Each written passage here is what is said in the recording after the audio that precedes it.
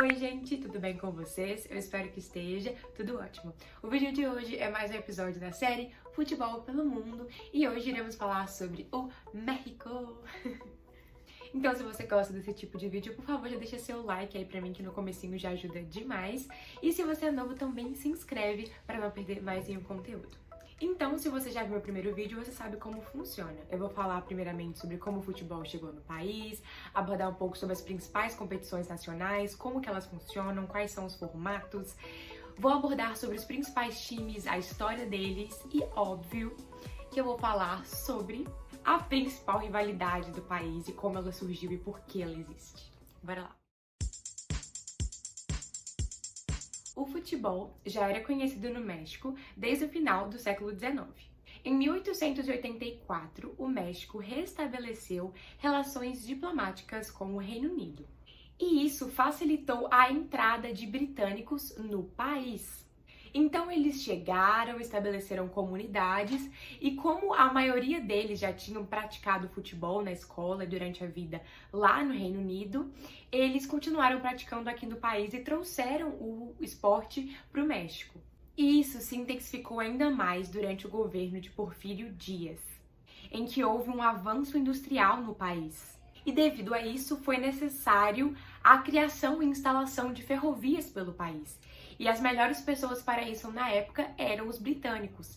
Então vários deles chegaram no país, muitos e muitos mesmo. E foi nesse contexto que foram realizadas as primeiras partidas de futebol devidamente documentadas no país. O primeiro jogo registrado documentalmente foi publicado no jornal El Mineiro de Pachuca, no dia 12 de maio de 1889, em que relata a vitória de 7-4 em favor dos trabalhadores de La Mina El Rosario, que é a propriedade do Richard Rowe, sobre outra equipe formada pelos operários da fazenda de São Caetano, num campo que estava localizado perto dos pátios da estação ferroviária de Pachuca, que é a capital do estado de Hidalgo. Então foi assim que se deu início ao futebol no México. Ele foi introduzido pelos britânicos e hoje em dia é o esporte mais popular do país. Então agora vamos falar sobre as principais competições nacionais, os seus formatos e como elas funcionam. Primeiramente vamos falar da Liga Nacional, que é a Liga Mexicana ou então Liga MX. Ela teve sua primeira edição em 1902, porém de forma amadora. Foi só em 1943 que ela se tornou de fato uma liga profissional. Esse campeonato deles funciona diferente do Brasileirão e eu vou explicar para vocês. Bom, primeiramente a temporada é dividida em dois torneios curtos, a Apertura e a Clausura. Cada um deles tem a sua própria fase final, que é chamada de liguilha, e o seu próprio campeão. Então sim, temos dois campeões nacionais por temporada, diferente do Brasil. Os torneios de apertura, eles começam em julho ou agosto e terminam em dezembro. A clausura começa em janeiro e termina no final de maio, início de junho. A primeira divisão do México tem 18 times. Então, na fase inicial da apertura e na fase inicial da clausura, vão existir 17 jogos. Então, cada time enfrenta um outro time da competição, todos contra todos, porém apenas uma vez. É como se eles jogassem o primeiro turno do Brasileirão e tivesse a parte de mata-mata depois, e jogassem o segundo turno do Brasileirão na clausura e tivesse a parte de mata-mata depois. Como tivessem as finais de cada turno. E aí é o seguinte, em cada um dos torneios se classifica os 12 melhores para a próxima fase. Porém, do 5º ao 12º, eles jogam algo chamado reclassificação, que é como se fosse uma disputa para ver quem vai de fato ir para a final junto com os 4 primeiros times, né, para as fases finais de fato. Então, o 5º joga com o 12º, o 6º com o 11º, o 7º com o 10º e assim por diante. São jogos únicos na casa do melhor classificado. Quem ganhar, avança e se houver empate, vai para os pênaltis.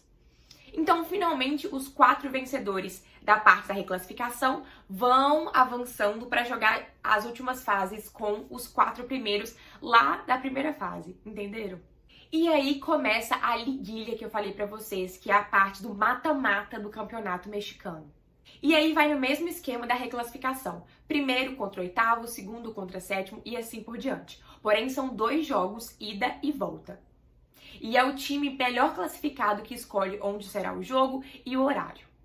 Lembrando que nunca pode ter 2 jogos da liguilha no mesmo horário. Então é basicamente isso, 2 campeões nacionais por temporada, tem a fase de pontos corridos e a fase de mata-mata, é realmente bem emocionante. Agora a gente vai falar sobre uma parte muito importante que teve uma mudança recentemente. Lá no México, até pouco tempo, os 3 últimos colocados eram rebaixados para a segunda divisão. Porém, durante a pandemia, eles mudaram essa regra de uma forma bastante polêmica. Eles acabaram com o rebaixamento pelos próximos 5 anos. Pois é isso mesmo, não vai ter rebaixamento mais no México pelas próximas 5 temporadas. E o que acontece com os times que ficarem nos últimos 3 lugares? Eles não vão sofrer nenhuma consequência por isso? Vão sim, eles vão ter que pagar uma multa para a confederação. O antepenúltimo colocado tem que pagar cerca de 14 milhões de reais. O penúltimo colocado tem que pagar cerca de 20 milhões de reais. E o último colocado tem que pagar cerca de 34 milhões de reais. E caso a multa não seja paga, o time é excluído da competição nacional. Ele simplesmente não pode jogar mais. E os times, eles concordaram com isso, porque, primeiramente, que o rebaixamento é uma mancha na história e tudo mais, mas, em segundo lugar, porque essa multa que eles pagam ainda fica mais barato do que o peso de um rebaixamento. Porque a gente sabe como que um time arrecada muito menos jogando a segunda divisão, né? Então, pra eles, por mais que tenham que pagar essa multa, ainda compensa do que ter caído pra segunda divisão. E aí, obviamente, isso foi uma decisão votada por todos os presidentes de todos os times. E por que os times que estavam na segunda divisão aceitaram isso, de ficar 5 anos lá e não poder subir? Bom, isso porque a confederação e os próprios times da primeira divisão prometeram uma ajuda financeira para esses times da segunda divisão. Eles vão ajudá-los com milhões e milhões de pesos por ano para poder investir nesses times. E a Série B, ela mudou de nome também, né? No caso, eles não chamam de Série B, a gente chama aqui no Brasil. Eles chamavam de divisão de ascensão, que é a divisão para poder subir para a Série A, né? Para a primeira divisão. E agora ela chama divisão de desenvolvimento. Porque o que eles querem agora com essa nova segunda divisão? Eles querem preparar, incentivar e crescer, estimular o futebol mexicano. E para isso eles imporam algumas regras. O Henrique Bonilla, que é o presidente da Liga Mexicana, que recentemente se recuperou da Covid-19, disse que cada clube da segundona receberá uma compensação econômica de 60 milhões de pesos, que é cerca de 2,5 milhões de dólares, assim como será criado um fundo de contingência. Os times da Liga Mexicana darão 20 milhões de pesos anuais, cerca de 840 mil dólares, às equipes logo abaixo. Então, gente, entre essas regras, a primeira é que os clubes somente podem inscrever jogadores menores de 23 anos. Porque o objetivo principal deles é revelar talentos mexicanos. Cada clube só vai poder ter 8 jogadores mais velhos que 23 anos. Além disso, como eu falei pra vocês, eles querem desenvolver o futebol do país. As equipes só vão poder registrar jogadores que tenham nacionalidade mexicana. Isso pode ser uma decisão polêmica, mas polêmica nunca faltou na questão de acesso lá no futebol mexicano. Existem casos de clubes que compraram o acesso para poder jogar a primeira divisão. Em 2013, o Veracruz comprou o Reboceiros de la Piedad após essa equipe assegurar a promoção. Assim, os Reboceiros mudaram-se para Veracruz e adotaram os símbolos dos Tiburones Rojos. O Veracruz, que estava longe da elite desde 2008 e havia enfrentado um processo de desfiliação, pôde retornar ao primeiro nível sem conquistar esse direito em campo. Desde 1970, esse processo ocorreu 7 vezes. Bom, falando agora algumas estatísticas dessa liga, ela já foi ganhada por 24 times diferentes, sendo o maior campeão o América, com 13 títulos. O artilheiro da história da liga é o Evanildo Castro, que tem o apelido de Cabinho, que obviamente, pelo nome a gente vê que ele é brasileiro. Ele atuou entre 74 e 87, principalmente pela UNAM, e marcou 312 gols. Ele começou a carreira dele lá no Flamengo. O treinador que mais comandou jogos e de fato tem mais títulos da liga também é brasileiro, que vocês já devem saber quem é. É o grande Ricardo El Tuca Ferratti. Ele tem 7 títulos e hoje ele treina o Tigres. Vamos falar agora da Copa México. Ela foi criada em 1932 e é um torneio de mata-mata. Quem participa são os 15 melhores da primeira divisão e os 12 melhores da segunda divisão. Funciona o seguinte: primeiramente tem 9 grupos com 3 times em cada. E aí se classifica para a fase mata-mata o melhor colocado de cada grupo e os 7 melhores vices. E assim começa as oitavas de final, que são jogos de ida e volta, e caso dê empate, a gente tem os pênaltis. O maior campeão da competição também é o América, com 6 títulos. O maior artilheiro de uma só edição da Copa México, adivinha quem foi? O Cabinho. Em 1974, ele marcou 15 gols. Agora vamos falar do último campeonato mais importante, que é o Campeón de Campeones. Esse torneio se iniciou em 1942. E até 1995, ele era disputado entre o melhor time da Liga versus o melhor time da Copa México. Porém, a partir daí mudou para o campeão da Apertura versus o campeão da Clausura. E desde 2018, o campeão desse torneio, Campeón de Campeones, ele disputa o torneio chamado La Campeones Cup, que é jogado contra o campeão da Major League Soccer, para definir o campeão da América do Norte. É um jogo único, campo neutro, deu empate, é pênalti. O maior campeão dessa competição, para variar, não é o América dessa vez, que no caso eles são os vices. Quem tem mais títulos é o Guadalajara, também chamada de Chivas, que tem 7 vitórias. Bom, já falamos dos campeonatos, agora vamos falar dos times. De acordo com a FIFA, o México tem 311 times oficialmente registrados. Então é óbvio que não dá para falar de todos eles aqui. Eu vou focar nos mais importantes, com mais história, títulos e torcida. De acordo com uma matéria do Gol.com, os times mexicanos com mais torcidas são exatamente esses nessa ordem.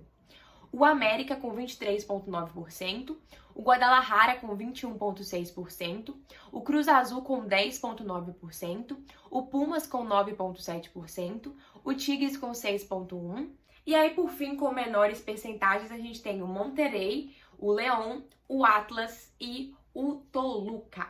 E como vocês puderam perceber durante o vídeo, que os times que eu mais citei em relação a títulos foi o América e o Guadalajara, e eles também são os que têm mais torcida, é sobre eles que eu vou me aprofundar no vídeo de hoje. Bebam água, gente. O Clube América foi fundado no dia 12 de outubro de 1916, a partir da fusão de 2 times menores, o Record e o Colón. O novo nome da agremiação se deu em homenagem ao descobrimento do continente americano. Como não existia um campeonato nacionalizado no país, o América juntou-se à Liga Maior, que era o principal torneio amador para clubes da cidade do México. Durante essa fase, o clube conquistou 4 títulos consecutivos de 1924 a 1928. Contudo, a partir da profissionalização do futebol mexicano em 1943, os cremas, como eles eram chamados na época, vivenciaram tempos difíceis, onde normalmente amargavam as últimas posições da tabela de classificação, ficando atrás de outras forças como Atlante, Espanha, León e Veracruz. Os únicos títulos de prestígio foram 2 Copas Nacionais em 1954 e em 1955. Um ponto de inflexão na história do América aconteceu no dia 22 de julho de 1959, quando Hermílio Azcárraga Milmo, então herdeiro do grupo Telesistema Mexicano, comprou o clube. Com o aporte financeiro, não tardou ao América figurar entre os protagonistas do futebol do país. Depois de 3 vice-campeonatos da Liga Mexicana entre 1960 e 1964, eles finalmente chegaram ao título da Liga em 1966. Nos anos seguintes, eles tiveram mais 2 conquistas da competição, em 1971 e em 1976. E para fechar, o América levaria pela primeira vez a taça de campeão da Copa dos Campeões da CONCACAF, vencendo o Robin Hood em 1977, e ainda seria o primeiro clube da entidade a vencer a Copa Interamericana, derrotando o Boca Juniors em 1978. O América viveu sua época de ouro em meados da década de 80 e o início da década de 90, quando o clube dominou o cenário do futebol mexicano e arrebatou 5 títulos nacionais entre 1984 e 1989. Além de mais 3 taças da Copa dos Campeões da CONCACAF e a segunda Copa Interamericana. Um dos resultados do sucesso do clube é que ele virou um dos mais odiados do país. E isso eu posso falar com verdade. Eu tenho um amigo meu mexicano, ele torce pro Santos Laguna e ele simplesmente odeia o América. Eu tava perguntando pra ele qual time que eu não poderia torcer no México. Ele falou, o América, ninguém aguenta esse time, só tem gente chata, só tem gente que se acha e tudo mais. O Estádio Azteca é a casa do América, tendo já sido palco das finais da Copa do Mundo de 1970 e 1986. O Azteca foi reformado diversas vezes, a última delas para a Copa das Confederações de 1999, e tem atualmente a capacidade para 87 mil espectadores. O uniforme 1 do América é tradicionalmente todo amarelo e o 2 tradicionalmente todo azul. A atual fornecedora deles é a Nike. Vamos a mais informações e estatísticas sobre o clube. O maior artilheiro da história do América foi o Zaguinho, com 192 gols. Ele nasceu no México, mas é filho do brasileiro José Alves. O pai dele era jogador de futebol. E bom, quando ele tinha 3 anos, a família dele se mudou para o Brasil. E aqui ele começou a jogar futebol nas categorias de base do Corinthians, que era onde o pai dele já tinha jogado e se destacado bastante. E aí, quando ele fez 18 anos, ele foi pro México para poder jogar no América. Ele aposentou em 2003 com 36 anos. O jogador que mais atuou pelo América foi o Cristóbal Ortega, com 711 aparições. Vamos aos títulos do América. Eles têm 13 títulos da Liga Mexicana, o que fazem deles os maiores campeões. Eles têm 6 Copas nacionais, que também fazem deles maiores campeões. E eles têm 6 títulos do Campeão de Campeones. Eles têm 7 títulos da Copa de Campeões da CONCACAF e são os maiores campeões. Eles têm 2 títulos da Copa Interamericana e tem um título da Copa de Gigantes da CONCACAF e eles são os maiores campeões porque só teve uma edição. E agora eu vou citar alguns jogadores que fizeram história lá no América e que são muito importantes para eles, que a torcida gosta, enfim, que de alguma forma marcaram esse time. A gente tem o Guilherme Ochoa, que ele é goleiro também da seleção mexicana. Temos o Moisés Muñoz, Alfredo Tena, Juan Hernández, José Antônio Castro, Daniel Brailovsky, Carlos Reynoso, Antônio Carlos Santos, Germán Villa, Cristóbal Ortega, Salvador Cabanhas, Christian Benítez, Luiz Roberto Alves, Raul Jiménez, Cláudio Lopes, Henrique Borja, François Omambique, Ivan Zamorano.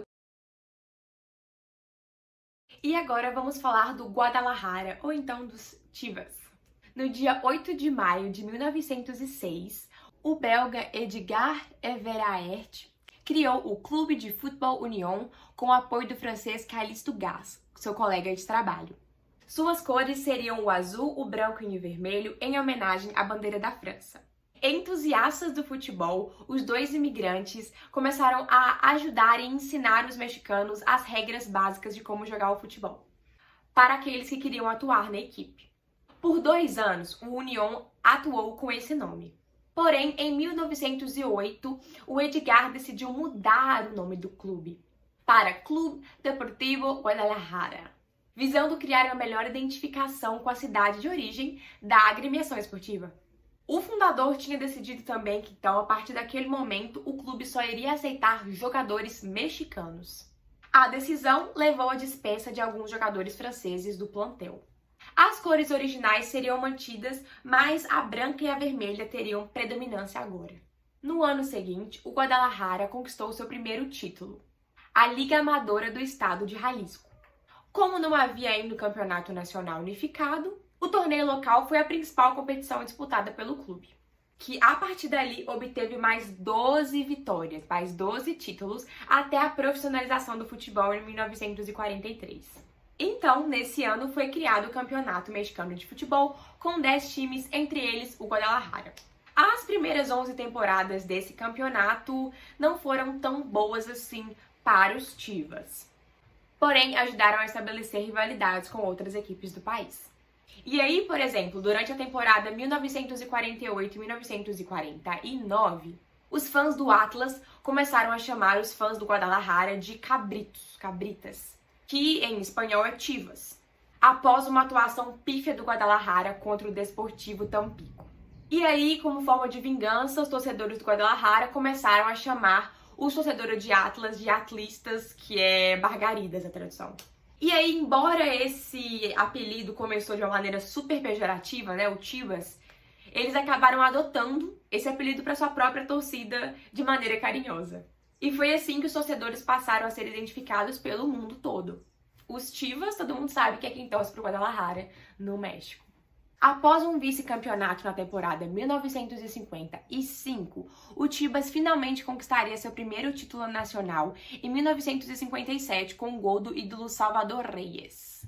Não só isso, o feito marcou o início de uma época de hegemonia no futebol mexicano, com a conquista de mais 6 títulos, incluindo um tetracampeonato entre 1959 e 1962, e um bicampeonato em 1964 e em 1965. A equipe também faturou a primeira edição da Copa dos Campeões da CONCACAF. E ainda uma Copa do México em 1963. A sequência de tantas conquistas no período de 9 anos deu o apelido para o Guadalajara de El Campeonísimo. No entanto, depois de 2 vice-campeonatos consecutivos em 69 e em 70, o clube viveu um período amargo e de diversas derrotas durante a década de 70 e o início da década de 80. E aí vem uma parte um pouco triste. A temporada 80 e 81 ficou marcado por um grave acidente rodoviário em Puebla com um ônibus que transportava a delegação, que custou a vida da jovem promessa Pepe Martínez. O clube só voltou a ser competitivo em meados daquela década, tendo sido vice-campeão mexicano nas temporadas 83 e 84, mas conquistado seu 9º nacional em 1987. Outro destaque foi o vice-campeonato da Copa dos Campeões da CONCACAF de 1984. Em 2002, o empresário Jorge Vergara comprou o clube, prometendo mais investimentos financeiros para ele. Apesar do magnata como presidente, os resultados demoraram a vir. O clube chegou perto de ganhar o Clausura de 2004, mas ficou no vice-campeonato. No ano seguinte, foi eliminado na Libertadores pelo Atlético Paranaense, nas semifinais, em sua primeira participação no torneio. Em 2006, eles ficaram perto de ganhar a Libertadores de novo, foram eliminados de novo nas semis, só que dessa vez pelo São Paulo. Mas aí, meses depois, eles finalmente conquistaram o torneio Apertura, que foi seu 11º título mexicano. O Guadalajara atua no estádio Ocran, na cidade de Zapopan, com capacidade para 49.850 torcedores. Foi inaugurado em 2010 com o jogo Guadalajara 3-2 contra o Manchester United, com o gol inaugural do Chicharito Hernández, que jogou um tempo em cada equipe. O uniforme tradicional do Chivas é camisa listrada branca e vermelha, calção azul e meia branca. O segundo uniforme geralmente é todo branco com alguns detalhes pequenininhos vermelho e azul. A atual fornecedora deles é a Puma. O maior artilheiro dos Chivas é o Omar Bravo, com 160 gols marcados. E o jogador que mais vestiu a camisa foi o Juan Rasso, com 545 partidas. E agora eu vou citar alguns dos principais jogadores da história do Guadalajara. Salvador Reyes, Héctor Hernández, José Raimaicon Villegas, Javier Chicharito Hernández, Rodolfo Cota, Jair Pereira, Marco Fabián, Rafael Marques Lugo, Adolfo Bautista, Omar Bravo, Osvaldo Sanches, Carlos Salcido e Ramon Morales, entre muitos outros, gente, porque não dá pra falar todos. E vamos aos títulos. Eles têm 12 títulos da Liga Mexicana, 4 da Copa México, 7 do Campeão de Campeones e 2 da Copa dos Campeões da CONCACAF. E para finalizar, vamos falar da maior rivalidade do Campeonato Mexicano e uma das maiores do mundo, que é o Clube América versus o Guadalajara. Essa rivalidade existe porque são dois times completamente diferentes nos seus valores e na sua filosofia. De um lado, a gente tem jogadores 100% mexicanos. De outro, a gente tem um time que gosta de brilhar com estrelas internacionais. De um lado, a gente tem o time da capital e outro, o time do interior.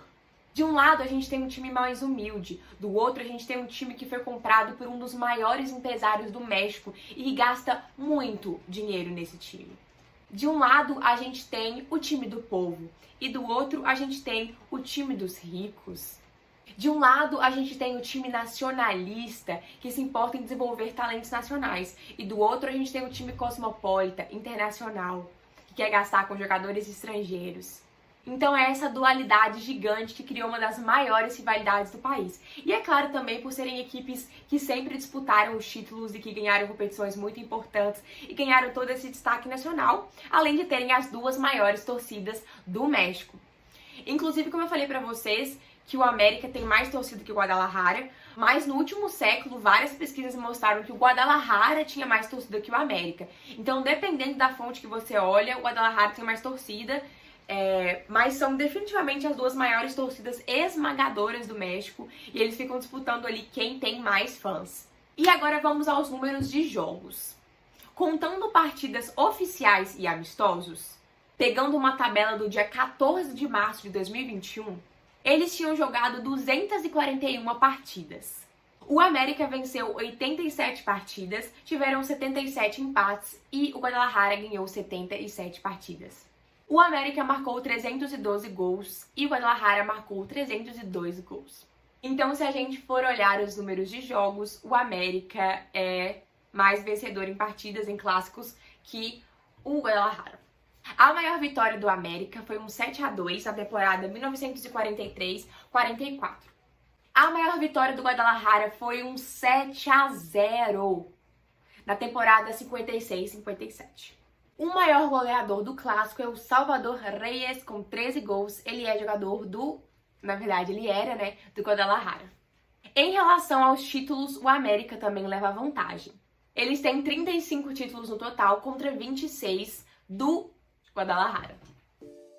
Então, gente, esse foi o vídeo de hoje. Eu espero de coração que vocês tenham gostado. Por favor, não esquece de deixar seu like pra mim, que é muito importante. Deixa aí um comentário falando o que você achou do vídeo e se você tem alguma sugestão de outro país que você quer que eu aborde aqui.